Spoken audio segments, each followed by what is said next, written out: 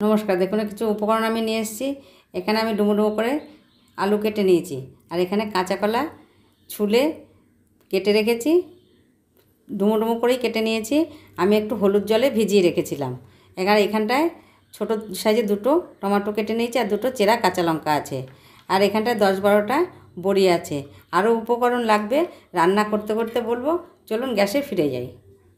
দেখুন, একবার গ্যাসটা জেলে একটা কড়াই বসিয়ে দিয়েছি। কড়াইতে সর্ষের তেল দিয়েছি। আমি বড়িগুলো লাল লাল করে ভেজে নেব। বড়িগুলো সম্পূর্ণ কড়াইতে দিয়ে দিলাম। বড়িগুলো নেড়েচেড়ে আমি লাল লাল করে ভেজে তুলব।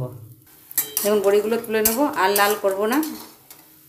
বড়িগুলো তুলে নিয়েছি। ওর মধ্যে দিয়ে দেবো সাদা জিরে ফোড়নে আর একটা তেজপাতা।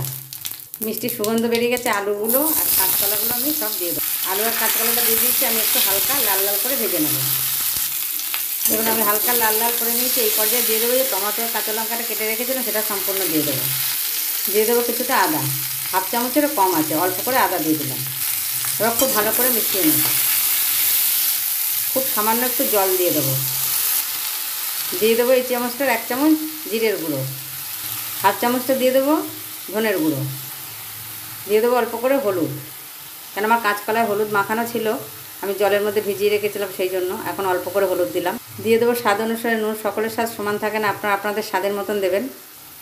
এবার সবগুলো খুব ভালো করে মিশিয়ে নেবো। আমি একটু সামান্য জল দিয়েছি, কেন জিরের গুঁড়ো ধনের গুঁড়ো দেবো তো, নাহলে পুড়ে যাবে, সেই কারণে অল্প একটু জল দিয়েছি। এবার খুব ভালো করে আমি কষিয়ে নেবো যতক্ষণ না মশলার থেকে তেলটা ছেড়ে দিচ্ছে।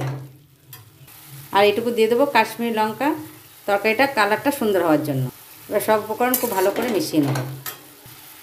এতে বড়ি, কাঁচকলা, আলু, আরও একটা উপকরণ আছে সেটা দেব, সেটা দিয়েই ঝোল করব। দেখতে থাকুন। অনেক পুরনো দিনের রান্না। এটি আমার ঠাকুমা করতেন, তারপরে মা করছেন, আজ আমি করছি।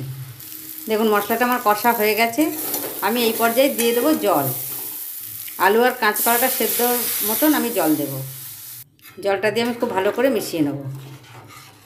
কেন বড়ি আছে, একটু জলটা একটু বেশি দিতে হবে না, বড়ি তো একটু জলটা টানবে তো। আমি আজকে এটা আরও একটা জিনিস আপনাদের দেখাচ্ছি। আমি চিংড়ি মাছ দেবো এর মধ্যে। আমি আর এটা 200 গ্রাম চিংড়ি মাছ আমি বেছে ধুয়ে নুন হলুদ মাখিয়ে হালকা ভেজে রেখেছিলাম। ভাজাটা আপনাদের দেখানো হয়নি, সেইটা এর মধ্যে দেবো। ঝোলটা ফুটলে তারপরে দেখুন, ঝোলটা ফুটে গেছে। এই পর্যায়ে দিয়ে দেবো আমি যে চিংড়ি মাছটা রেখেছি, সেই চিংড়ি মাছটা ভাজা আপনাদের দেখানো হয়নি, সম্পূর্ণটা দিয়ে দিলাম। এবার ভালো করে নেড়ে দেবো। এবার কাঁচকলা আলু সেদ্ধ হবো তো অপেক্ষা করব। দেখুন, আলু আর কাঁচকলাটা একটু সেদ্ধ হতে বাকি আছে। এই পর্যায়ে দিয়ে দেবো আমি বড়িগুলো একটু সেদ্ধ হতে সময় লাগবে, এই জন্য সব একটু মিশিয়ে দিলাম। এই পর্যায়ে দিয়ে দেবো ছোটো চামচটার 1 চামচ চিনিটা দিয়ে খুব ভালো করে মিশিয়ে নেব। সকলের কাছে অনুরোধ রইল, লাইক দিয়ে পুরো ভিডিওটি ফলো করবেন। স্কিপ করে দেখলে সম্পূর্ণটা দেখতে পারবেন না আমি কি কি দিলাম এতে না দিলাম। এই পর্যায়ে দিয়ে দেবো 1 চামচ আমি ঘি, আমার ঘরে তৈরি করা ঘি। আমার তরকারিটা হয়ে গেছে। আমি গরম মশলা দিয়ে এবার নামিয়ে নেব। দিয়ে দেবো সামান্য গরম মশলাটা দিয়ে গ্যাসটা বন্ধ করে দেবো। নামিয়ে আপনাদের দেখাবো। দেখুন, আমার তরকারিটা হয়ে গেছে, কত সুন্দর হয়েছে। গরম ভাতে এটা দুর্দান্ত লাগে খেতে, খুব ভালো লাগে, খুব স্বাদের হয়। আমার চিংড়ি মাছটা ছিল 200 গ্রাম। দেখুন, আপনারা একবার করে ট্রাই করে দেখতে পারেন ঘরে। কীরকম হলো কমেন্ট বক্সে জানাবেন। সকলে ভালো থাকবেন, সুস্থ থাকবেন। ধন্যবাদ।